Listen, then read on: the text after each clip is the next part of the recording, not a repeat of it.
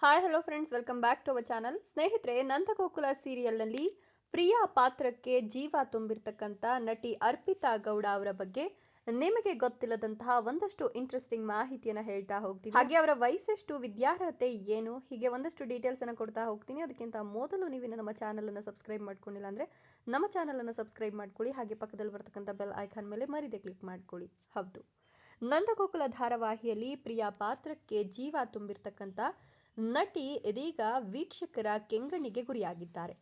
ಯಾಕಂತ ಅಂದ್ರೆ ಪ್ರಿಯಾ ಪಾತ್ರ ಕೊಂಚ ನೆಗೆಟಿವ್ ಶೇಡ್ ಅನ್ನು ಹೊಂದಿದ್ದು, ಈ ಕ್ಯಾರೆಕ್ಟರ್ ಅನ್ನ ಕೆಲ ವೀಕ್ಷಕರು ದ್ವೇಷ ಮಾಡ್ತಿದ್ದಾರೆ.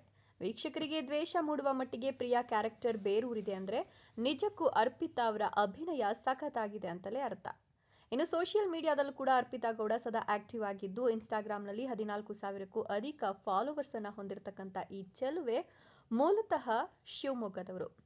ಹೌದು, ನಟಿ ಅರ್ಪಿತಾ ಗೌಡ ಅವರು ಮೂಲತಃ ಶಿವಮೊಗ್ಗದವರಾಗಿದ್ದು, ತಂದೆ ವೆಂಕಟೇಶ್ ಗೌಡ ಅಂತ, ತಾಯಿ ವನಿತಾ. ಇನ್ನು ಇವರು ಹುಟ್ಟಿ ಬೆಳೆದದೆಲ್ಲವೂ ಕೂಡ ಶಿವಮೊಗ್ಗದಲ್ಲೇ. 1996 ಜನವರಿ 20ರಂದು ಜನಿಸಿರ್ತಕ್ಕಂಥ ಇವರಿಗೆ ಇದೀಗ 30 ವರ್ಷ ವಯಸ್ಸು. ನಟಿ ಅರ್ಪಿತಾ ಗೌಡ ಅವರು ಬಿಕಾಂ ಓದಿದ್ದು ಶಿವಮೊಗ್ಗದ ಕುವೆಂಪು ಯೂನಿವರ್ಸಿಟಿಯಲ್ಲಿ ಶಿಕ್ಷಣವನ್ನ ಕಂಪ್ಲೀಟ್ ಮಾಡಿಕೊಂಡಿದ್ದಾರೆ.